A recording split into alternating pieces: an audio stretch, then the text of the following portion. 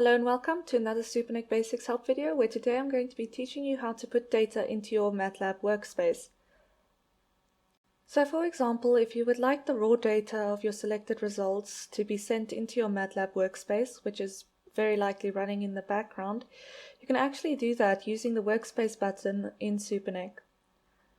When you're sending a specific data type to your workspace, you're going to be prompted to give it a variable name.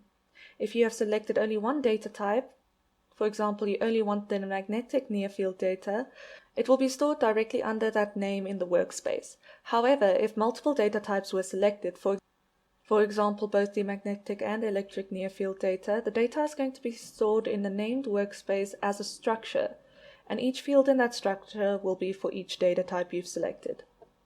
I will begin by selecting all frequency and press workspace. It's named to work. And here I have it.